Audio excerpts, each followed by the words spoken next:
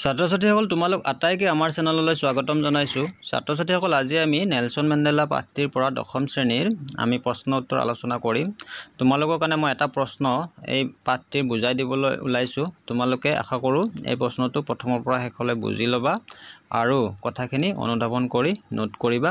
ছাত্ৰ-ছাত্ৰীসকল আহাচোন পোনে পোনে আমি প্ৰশ্নটো আলোচনা কৰো। আমি প্ৰথমতে বুজি ল'বলৈ যত্ন কৰোঁ। What ideals did Nelson Mandela set for the future of South Africa? অৰ্থাৎ কেনেকুৱা ধৰণৰ আদৰ্শ দক্ষিণ আফ্ৰিকাৰ ভৱিষ্যতৰ বাবে নেলছন মেণ্ডেলাই ধাৰ্য কৰিছিলে বা নিৰ্ধাৰণ কৰিছিলে। প্ৰশ্নটো বুজি পাইছানে? আটাইতকৈ দৰকাৰী বস্তু যে তোমালোকে প্ৰশ্নটো প্ৰথমতে বুজিবলৈ যত্ন কৰিবা।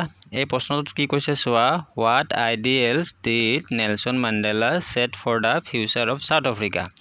ইয়াতে কোৱা হৈছে যে দক্ষিণ আফ্ৰিকাৰ ভৱিষ্যতৰ বাবে কেনেকুৱা ধৰণৰ আদৰ্শ বা লক্ষ্য নেলছন মেণ্ডেলাই নিৰ্ধাৰণ কৰিছিলে।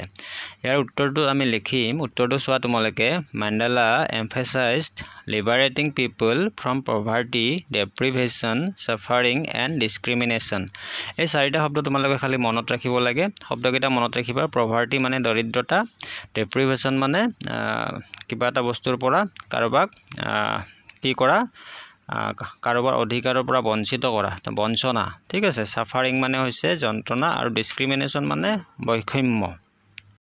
এতিয়া উত্তৰটো আৰু এবাৰ ভালকৈ বুজি লোৱা। মেণ্ডেলাই জোৰ দিছিলে, অৰ্থাৎ এমফেচাইজ মানে জোৰ দিয়া। মেণ্ডেলাই জোৰ দিছিলে যে লিবাৰেটিং মানে স্বাধীন কৰা, মুক্ত কৰা, ঠিক আছে। ইয়াতে প্ৰশ্নৰ উত্তৰত কোৱা হৈছে যে মেণ্ডেলাই এই কথাটোত জোৰ দিছে যাতে মানুহে দৰিদ্ৰতা, বঞ্চনা, যন্ত্ৰণা আৰু ডিছক্ৰিমিনেশ্যন অৰ্থাৎ বৈষম্যৰ পৰা যাতে মুক্ত হ'ব পাৰে, সেই কথাটো আমি উত্তৰত লিখিলে এই প্ৰশ্নটো হ'ব। তোমালোকে ধৰিব পাৰিছানে?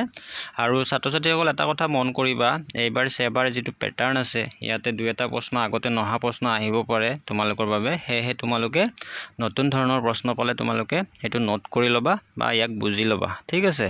এইবাৰ এনেকুৱা হ'ব পাৰে যে এজ ইট ইজ আগতে যিটো পেটাৰ্ণত আহি আছে দুই এটা প্ৰশ্ন অলপ বেলেগকৈ আহিব পাৰে। এইটো কথাৰ কাৰণে তোমালোকে প্ৰিপেয়াৰ হৈ থাকিব লাগিব। আগৰ প্ৰশ্নবোৰ কৰিব লাগিব আৰু নতুন ধৰণৰ প্ৰশ্ন দুই এটা আমি প্ৰেক্টিছ কৰিব